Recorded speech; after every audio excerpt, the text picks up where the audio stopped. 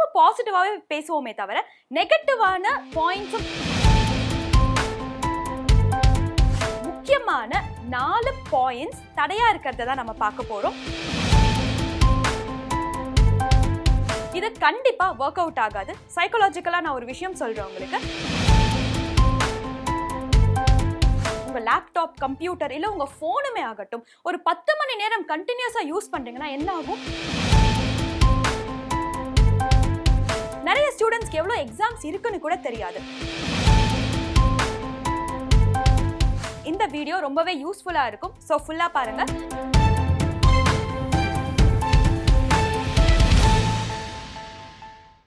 இந்த வீடியோ பார்த்துட்டு இருக்க எல்லாருக்குமே என் வணக்கங்கள். ஸோ இந்த வீடியோ பார்க்குற நீங்கள் என்ன கேட்டகரியில் வேணா இருக்கலாம், ஸ்கூல் ஸ்டூடெண்ட், காலேஜ் ஸ்டூடெண்ட், இல்லை எக்ஸாமுக்கு ப்ரிப்பேர் பண்ணிட்டு இருக்க யாராக வேணா இருக்கலாம். உங்கள் எல்லாருக்குமே இந்த வீடியோ ரொம்பவே யூஸ்ஃபுல்லாக இருக்கும். ஸோ ஃபுல்லாக பாருங்கள்.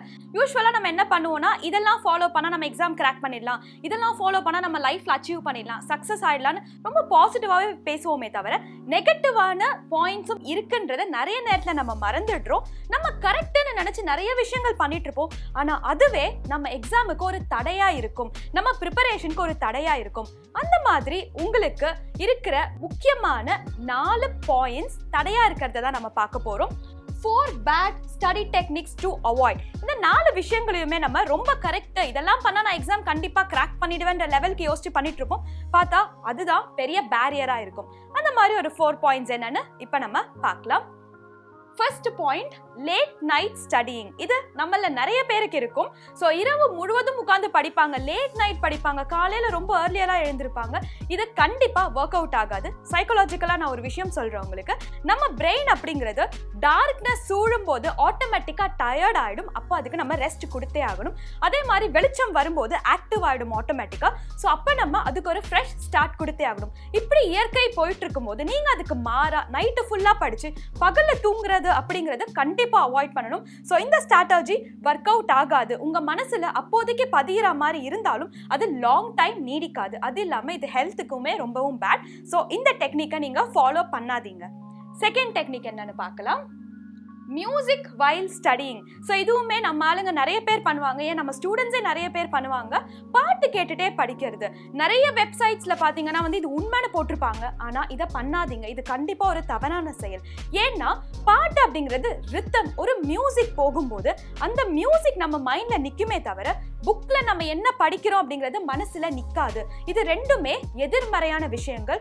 ஒன்று ரொம்ப இன்ட்ரெஸ்டிங்கான ரிதமிக் வேர்ட்ஸ் போகும்போது, இன்னொரு பக்கம் நீங்கள் பார்த்தீங்கன்னா புக்கில் நார்மலாக ரஃப்பாக ஒரு பேராகிராஃப் படிச்சுக்கிட்டு இருப்பீங்க. ஸோ இது கொஞ்சம் போரிங்கான எக்ஸ்டென்ட், அது ரொம்ப என்டர்டெய்னிங்கான எக்ஸ்டென்ட். நம்ம அறிவு அப்படிங்கிறது எப்போவுமே ரொம்ப என்டர்டெயின்மெண்ட்டை எடுத்துக்குமே தவிர போரிங்காக இருக்கிறத எடுக்காது. ஸோ மியூசிக் மனசில் நிற்கும். ஒரு கொஸ்டின் பேப்பரை நீங்கள் பார்க்கும்போது இந்த கொஸ்டினை நான் படிக்கும்போது இந்த பாட்டு கேட்டேன், அது இந்த பாட்டு ஞாபகம் வருமே தவிர இந்த பாயிண்ட்டை நான் படித்தேன் அப்படின்றது கண்டிப்பாக ஞாபகம் வராது. இது கரெக்ட்னு நினச்சி நீங்கள் பண்ணிட்டு இருந்தீங்கன்னா ஃபர்ஸ்ட் இதை ஸ்டாப் பண்ணுங்க. அடுத்த point, studying for long hours. So நிறைய பேர் நம்மளாம் டைம் டேபிள் போட்டு படிப்போம் ஒரு காம்படிட்டிவ் எக்ஸாமுக்கு. அந்த மாதிரி டைம் டேபிள் போட்டு படிக்கும்போது ஒரு 10 hours படிக்கலாம். அதுவும் எக்ஸாம்லாம் நியர்பை வந்துருச்சு, ஒரு நோட்டிஃபிகேஷன் வந்துருச்சு, 3 months தான் டைம் இருக்கு, 4 months தான் டைம் இருக்கு அப்படின்னும் போது 8 மணி நேரம் 10 மணி நேரம்லாம் ஸ்கெடியூல் போட்டு படிப்பாங்க. ஒரு சிம்பிளான லாஜிக் யோசிச்சு பாருங்க. ஒரு மெஷினை நீங்க 10 மணி நேரம், உங்க லேப்டாப், கம்ப்யூட்டர் இல்ல உங்க போனுமே ஆகட்டும், ஒரு 10 மணி நேரம் கண்டினியூஸா யூஸ் பண்றீங்கன்னா என்ன ஆகும்? சார்ஜ் கம்மியாகும், அதோட பேட்டரி ட்ரை ஆகும். ஒரு மெஷினுக்கே லைஃப் அவ்வளவுதான் ஒரு நாளைக்கு அப்படின்னு இருக்கும்போது உயிருள்ள ஒருத்தரால எப்படி அவ்வளவு நேரம் கான்சென்ட்ரேட் பண்ணி படிக்க முடியும்? படிக்கிறது எவ்வளவு முக்கியமோ கான்சென்ட்ரேஷனும் அவ்வளவு முக்கியம். ஸோ 8 மணி நேரம் 10 மணி நேரம் அப்படின்னும் போது நம்ம பிரெயின் ஆட்டோமேட்டிக்கா டயர்ட் ஆயிடும், நம்மளால ஃபோக்கஸ் பண்ணவே முடியாது. ஸோ உங்களோட ஸ்கெடியூல் எப்படி இருக்கணும்னா, ஒரு 2 hours நான் ஒரு சப்ஜெக்டை படிக்கிறேன், திரும்பவும் கொஞ்சம் டைம் கிடைச்சு அதுக்கப்புறம் இன்னொரு 2 hours படிக்கிறேன் அப்படின்ற மாதிரி பிரேக் கொடுத்து படிக்க ஆரம்பிங்க. இந்த மாதிரி லாங் ஹார்ஸ் போடாதீங்க, படிக்க முடியாது, படிக்கிறது மனசுல நிக்காது. ஃபைனலா நம்ம டைம் வேஸ்ட்ல தான் எண்ட் அப் ஆகும். ஸோ இதுவும் ரொம்பவே தவறான ஒரு பிராக்டிஸ். அடுத்தது studying without a plan. So இது நம்ம எப்படி ஸ்டார்ட் பண்ணுவோம் அப்படின்னா, ஒரு டே ஸ்டார்ட் ஆகுது, காலையில் கண் முழிக்கிறோம். முழிக்கும் போது நிறைய பேரோட மைண்ட் செட் எப்படி இருக்கும்னா, இன்னைக்கு நான் இந்த மூட்ல இருக்கேன், ஒரு ஹாப்பியான மூட்ல இருக்கேன், ஸோ எனக்கு பிடிச்ச சப்ஜெக்டை நான் ஃபர்ஸ்ட் ஸ்டார்ட் பண்ணுவேன். இல்லை இன்னைக்கு வந்து எனக்கு கொஞ்சம் போர் அடிக்குது, ஸோ நான் வந்து ஒரு மேக்ஸ் மாதிரி இன்ட்ரெஸ்டிங்கான சப்ஜெக்ட்ஸை நான் ஸ்டார்ட் பண்ணுவேன் அப்படின்ற மாதிரி காலையில் எழுந்திரிக்கிறதுக்கு ஏற்ற மாதிரி பிளான் பண்ணுவோமே தவிர நமக்கு என்ன தேவை, நம்ம என்ன படிச்சிருக்கோம், எதில் நம்ம முன்னேறணும் அப்படின்றத நம்ம யோசிக்கவே மாட்டோம். அது ரொம்பவும் தவறு. படிக்க ஆரம்பிக்கிறீங்க, அது உங்களோட ஸ்கூல் எக்ஸாம், காலேஜ் எக்ஸாம், இல்லை ஒரு காம்படிட்டிவ் எக்ஸாம் ஆகட்டும், நீங்கள் படிக்க ஆரம்பிக்கிறீங்க அப்படின்னும் போது நீங்கள் படிக்க ஆரம்பிக்கிற முதல் நாளே உங்கள் பிளானை போடணும். இவ்வளவு நாட்கள் இருக்கு, இவ்வளவு நாள்ல நான் இவ்வளோ படிச்சு முடிக்க போறேன்னு. அந்த பிளான் அப்படிங்கிறது எக்ஸிக்யூட் பண்ற மாதிரி இருக்கும். பிளான் தானே, நான் ஒரு 8 மணி நேரம் டெய்லி படிக்க போறேன் அப்படின்னா அது ஒர்க் அவுட் ஆகாது.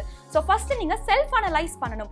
உங்களால எவ்வளோ நேரம் கான்சென்ட்ரேட் பண்ண முடியும், உங்களுக்கு எது வரும், உங்களுக்கு எது வராது அப்படின்ற மாதிரி ஃபர்ஸ்ட் நீங்க தெளிவா இருந்தாதான் பிளான் போட முடியும். எப்போதுமே ஒரு பிளான் போட்டு படிக்க ஸ்டார்ட் பண்ணுங்க, அது ரொம்பவே யூஸ் ஆகும். ஓகே, இதெல்லாம் நம்ம ஆல்ரெடி பண்ணிட்டு இருக்கோம், பட் இப்போ நமக்கு தெரிஞ்சிருச்சு இதெல்லாம் தப்புன்னு. சில விஷயங்கள் இருக்கும், இதெல்லாம் தப்புன்னு நினைச்சு நம்ம பண்ணாம இருப்போம், ஆனா நிறைய பேருடைய வெற்றிக்கு அதுவே காரணமா இருக்கும். அப்படிப்பட்ட ரொம்பவே ஒரு முக்கியமான விஷயம், ஆனா நம்ம அதுக்கு இம்பார்ட்டன்ஸ் கொடுக்க மாட்டோம். அப்படிப்பட்ட ஒரு போனஸான டிப் என்ன அப்படின்னு பார்க்கலாம். Take a break. ஸோ இந்த பிரேக் அப்படிங்கிறது படிக்கும்போது ரொம்பவே முக்கியம். இந்த சினிமாலாம் எல்லாருமே பார்ப்போம், ரொம்பவே என்டர்டெயின்மெண்ட்டாக தான் போகும். ஒரு மூவி போகிறோம் அப்படின்னா ரொம்பவே என்டர்டெயின்மெண்ட்டாக தான் போகும். அப்படி ஒரு என்டர்டெயின்மெண்ட் இருக்கிற மூவிக்கே நடுவில் ஒரு 15 to 20 minutes இன்டர்வல் தேவைப்படுது. ஸோ அவ்வளோ என்டர்டெய்னிங்காக இருக்கிற மூவிக்கே ஒரு பிரேக் தேவைப்படும் போது படிப்பு அப்படிங்கிறது அறிவும் மனசும் சேர்ந்து ஒரே இடத்துல கோஆப்ரேட் பண்ணி படிக்க வேண்டியது. அப்போ அதுக்கு பிரேக் தேவைப்படாதா? இந்த கொஸ்டினை ஃபர்ஸ்ட் நீங்கள் கேட்டு பாருங்க. பிரேக் அப்படிங்கிறது ரொம்பவே முக்கியம். ஒரு 2 hours படிக்கிறீங்களா, ஒரு 1/2 hour பிரேக் கொடுங்க. உங்களுக்குன்னு ரிலாக்ஸ் பண்ண ஒரு குறிப்பிட்ட டைம் கண்டிப்பாக தேவை. எக்ஸாம் நியர்பை வந்துருச்சு, ஸோ நான் பிரேக்கே இல்லாமல் படிக்க போகிறேன் அப்படின்னும் போது ஈஸியாக டயர்ட் ஆகிடுவீங்க, ஃபோக்கஸ்டாக இருக்க முடியாது. So take a break. இது எல்லாத்தையுமே ஃபாலோ பண்ணுங்க. முதல்ல இந்த 4 விஷயங்கள், இதெல்லாம் பண்ணக்கூடாதவை, இதெல்லாம் மாத்திக்கோங்க. மாத்திக்கிட்டு நம்ம சொன்ன மாதிரி பிரேக் எடுத்து கரெக்டா ஃபோக்கஸ்டா ஆரம்பிச்சிங்க அப்படின்னா வெற்றி உங்களுக்கே. இப்போ நம்ம சாஃப்ட் ஸ்கில் அப்படிங்கிற எதெல்லாம் பண்ணலாம் பண்ணக்கூடாதுன்னு பார்த்துருக்கோம். அதை மீறி இன்னும் சில விஷயங்கள் இருக்கு, படிப்பு சம்பந்தப்பட்ட விஷயங்கள். நிறைய பேர் நிறைய கன்ஃபியூஷன்ல இருப்பாங்க, எதை படிக்கலாம், என்ன எக்ஸாம் எழுதலாம். ஏன்னா நம்மளை சுற்றி ஏகப்பட்ட எக்ஸாம்ஸ் இருக்கு, ஆனால் விழிப்புணர்வு அப்படிங்கிறது ரொம்பவே கம்மியா இருக்கு. பேங்கிங் ஆகட்டும், டிஎன்பிஎஸ்சி ஆகட்டும், சென்ட்ரல் கவர்மெண்ட் எக்ஸாம்ஸ் ஆகட்டும், ரயில்வேஸ் அப்படின்னு ஆப்பர்ச்சுனிட்டிஸ் நிறைய இருக்கு. ஆனா அந்த ஆப்பர்ச்சுனிட்டிஸை நம்ம கரெக்டா யூஸ் பண்ணிக்கிறோமா, நமக்கு அதுக்கான விழிப்புணர்வு இருக்கான்னு முதல்ல யோசிச்சு பாருங்க.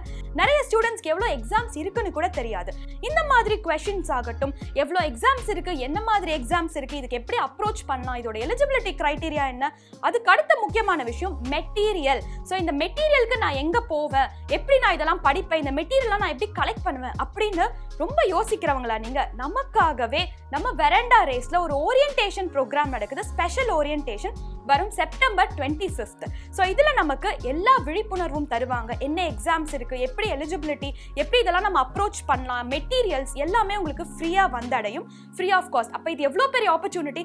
இதுக்கு நீங்க ரெஜிஸ்டர் பண்ணணுமா, நம்ம டிஸ்கிரிப்ஷன்ல ஒரு லிங்க் இருக்கு, வெரி சிம்பிள். அந்த லிங்க்ல உங்களோட டீடைல்ஸை மட்டும் நீங்க அனுப்பிச்சிங்கனாலே போதும். ஸோ நீங்க ஈஸியா இந்த ஓரியன்டேஷனை அட்டென்ட் பண்ணலாம். மறக்காம யூட்டிலைஸ் பண்ணிக்கோங்க. இது டிஎன்பிஎஸ்சின்னு மட்டும் இல்லை, நம்மளை சுற்றி நடக்கிற நிறைய ஆப்பர்ச்சுனிட்டிஸை நமக்கு விளக்குவாங்க. இது ரொம்பவே முக்கியம். ஸோ மறக்காம அட்டென்ட் பண்ணுங்க. இதெல்லாம் ஃபாலோ பண்ணி சக்ஸஸ் அப்படிங்கிறத சீக்கிரம் அடைய என் மனதார வாழ்த்துக்கள். நன்றி, வணக்கம்.